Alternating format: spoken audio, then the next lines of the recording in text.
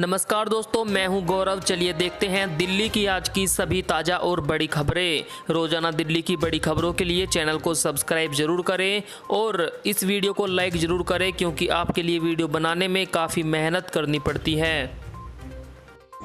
उप मुख्यमंत्री मनीष सिसोदिया ने केंद्र सरकार पर साधा निशाना, बोले इस समय विज्ञापन नहीं, वैक्सीन की है जरूरत।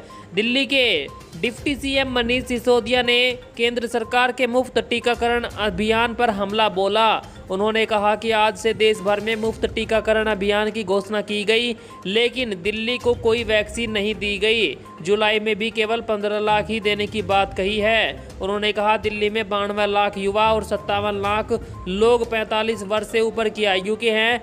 इनके लिए कुल 2 करोड़ 94 लाख डोज चाहिए, जबकि जनवरी से अभी तक दिल्ली को केवल 57 लाख वैक्सीन डोज मिली है। इसमें केंद्र सरकार की फ्री डोज के साथ साथ दिल्ली सरकार द्वारा खरीदी गई वैक्सीन भी शामिल है। उन्होंने आरोप लगाया कि इससे तो यह टीकाकरण अभियान बड़ा नहीं बल्कि लंबा हो जाएगा। दिल्ली को ही अपने सभी नागरिकों को टीका लगाने में 15 से 16 महीने लग जाएंगे। दिल्ली में लॉकडाउन खत्म होते ही बढ़ी कारों की मांग, शोरूम में अभी से वेटिंग शुरू। देश की राजधानी दिल्ली में 2 महीने बाद लॉकडाउन के बाद जब कार के शोरूम खुले तो उसमें ग्राहकों की भीड़ बढ़ गई। इससे कारों की मांग बढ़ गई है। बताया जा रहा है कि यह मांग उम्मीद से भी अधिक है, इसलिए कारों के लिए इंतजार 2 से 3 महीने का चल रहा है। मांग के आगे शोरूम में गाड़ियां कम पड़ रही है, यहां तक कि कंपनियां भी आपूर्ति नहीं कर पा रही। विशेष बात यह है कि इसमें मध्यम कीमत वाली तथा सीएनजी आधारित कारों की मांग ज़्यादा है।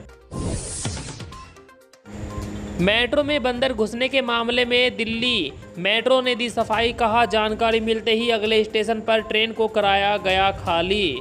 जी हां दोस्तों, दिल्ली मेट्रो में एक गजब नज़ारा दिखाई दिया। मेट्रो के एक कोच में बंदर घुस गया, जिसे देख लोग हैरान रह गए, कुछ यात्री डर भी गए। वहीं इस मामले में डीएमआरसी ने सफाई देते हुए कहा कि बंदर अक्षरधाम मेट्रो स्टेशन पर एक ट्रेन में घुस गया और 3 से 4 मिनट तक उसके अंदर रहा। डीएमआरसी के कर्मचारियों ने मामले की जानकारी मिलने के बाद तेजी से कार्रवाई की और अगले स्टेशन पर ट्रेन को खाली करा लिया गया।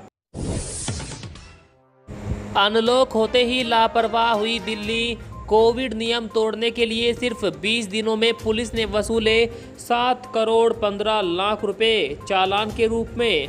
दिल्ली में अनलॉक की शुरुआत के साथ ही दिल्ली पुलिस ने भी सख्त कार्रवाई की। पिछले महज 20 दिनों में ही दिल्ली पुलिस ने 7 करोड़ से अधिक जुर्माने की रकम वसूल की। वरिष्ठ पुलिस अधिकारियों का कहना है कि कोविड नियमों में ढील देने के बाद पुलिस ने और सख्त कार्रवाई करते हुए 31 मई 2021 से 19 जून के बीच 2863 एफआईआर दर्ज करके 2587 लोगों को गिरफ्तार कर लिया। दिल्ली पुलिस के अधिकारियों का कहना है कि अनलॉक होने के बाद भी दिल्ली पुलिस की सख्ती लगातार जारी रहेगी। लोग कोविड के दिशा निर्देशों का पालन करें। तीसरी लहर की संभावना से भी इनकार नहीं किया जा रहा। और बीते 24 घंटों के दौरान क्या है दिल्ली में कोरोना की स्थिति, आइए डालते हैं एक नज़र। राजधानी में बीते 24 घंटों में कोरोना के 89 नए मरीज मिले और 11 लोगों की मौत हुई। इस साल एक दिन में संक्रमण के सबसे कम मामले हैं। इससे पहले 16 फरवरी को 94 मरीज मिले थे। उसके बाद यह संख्या लगातार बढ़ रही थी। कोरोना के मामलों में कमी के साथ संक्रमण दर भी घटकर 0.16% रह गई, यानी अब 1000 जांच पर केवल 1 संक्रमित मिल रहा है। स्वास्थ्य विभाग के मुताबिक पिछले 24 घंटों में 173 मरीज ठीक हुए। वहीं कुल संक्रमितों की संख्या 14,32,381 हो गई। इनमें से 14,05,460 स्वस्थ हो चुके हैं। संक्रमण से अब तक 24,925 लोगों की राजधानी में मौत हो चुकी है। फिलहाल कोरोना के एक्टिव मामले 1996 हैं अपनी राजधानी में। बगल के मकान से बैंक के अंदर घुसे चोर, 2 दिन के केस पर किया हाथ साफ, इलाके में हड़कंप। राजधानी दिल्ली में शाहदरा के फर्श बाजार इलाके में एक सरकारी बैंक में चोरी की घटना सामने आई है। बताया जा रहा है कि चोर पड़ोस के एक निर्माणाधीन भवन के रास्ते बैंक के अंदर घुसे थे। पुलिस मामले की जांच कर रही है। जानकारी के अनुसार फर्श बाजार में बगल की निर्माणाधीन बिल्डिंग के रास्ते कुछ अज्ञात चोर यूनियन बैंक ऑफ इंडिया की ब्रांच में घुस गए और जमा हुए कैश को चुरा कर ले गए। आपको बता दें, लगभग 50 लाख रुपए से ज़्यादा की रकम चोरी की जानकारी मिली। दिल्ली सरकार पर बिफरे जामा मस्जिद के शाही इमाम, पूछा शराब की दुकानें खुल सकती है तो इबादत गाहों में आम लोगों की एंट्री क्यों नहीं। पुरानी दिल्ली स्थित जामा मस्जिद के शाही इमाम सैयद अहमद बुखारी ने दिल्ली में कोरोना से हजारों लोगों की मौत का जिम्मेदार दिल्ली सरकार को बताते हुए मुख्यमंत्री का इस्तीफा मांगा।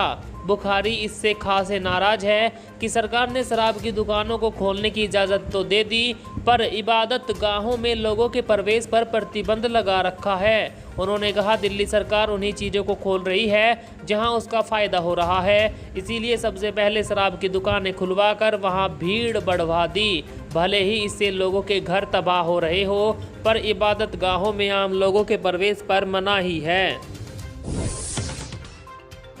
अंतर्राष्ट्रीय योग दिवस, राजधानी में दिखा उत्साह, पार्क में योग अभ्यास करने पहुंचे लोग, केजरीवाल ने दी बधाई।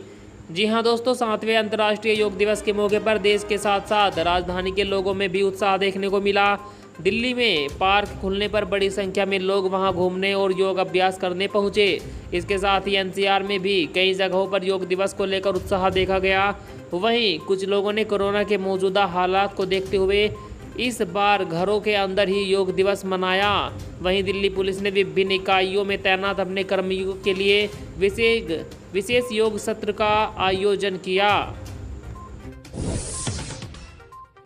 मनीष सिसोदिया ने स्कूलों का किया निरीक्षण, नए बन रहे भवनों के निर्माण कार्यों का लिया जायजा। दिल्ली के उप मुख्यमंत्री मनीष सिसोदिया ने कई सरकारी स्कूलों का दौरा किया और वहां जारी निर्माण गतिविधियों का जायजा लिया।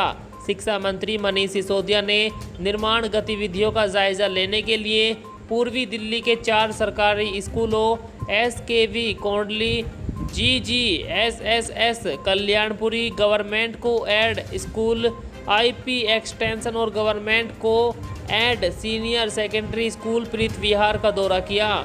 इन स्कूलों में नई बिल्डिंग ब्लॉक्स कक्षाओं का निर्माण कार्य जोर शोर से चल रहा है।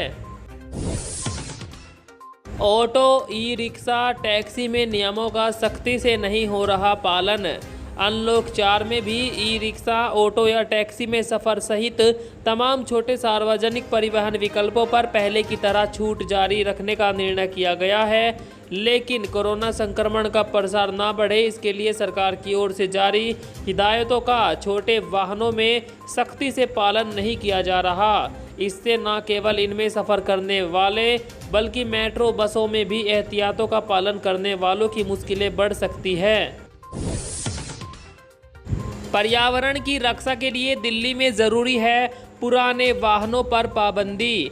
आपके पास 10 साल पुराना डीजल या 15 वर्ष पुराना पेट्रोल व CNG वाहन है तो दिल्ली NCR की राह में मुश्किलों का सामना करना पड़ सकता है।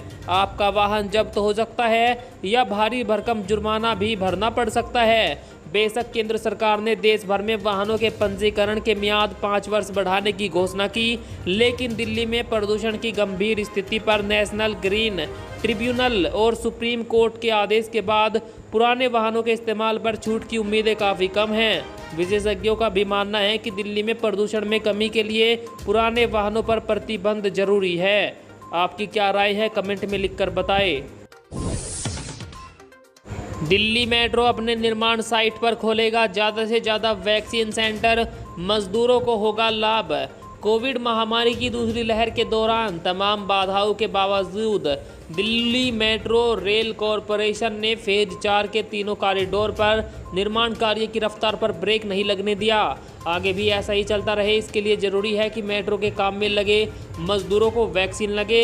यही वजह है कि दिल्ली मेट्रो रेल कॉरपोरेशन ने यह निर्णय लिया कि वह अपने निर्माण साइट पर ही मजदूरों के लिए वैक्सीन सेंटर बनाएगा, जिससे काम करने वाले मजदूरों को वैक्सीन के लिए भटकना नहीं पड़ेगा, आसानी से उन्हें वैक्सीन लगे और उनकी सुरक्षा सुनिश्चित हो सके और दिल्ली मेट्रो का काम जोर शोर से चलता रहे।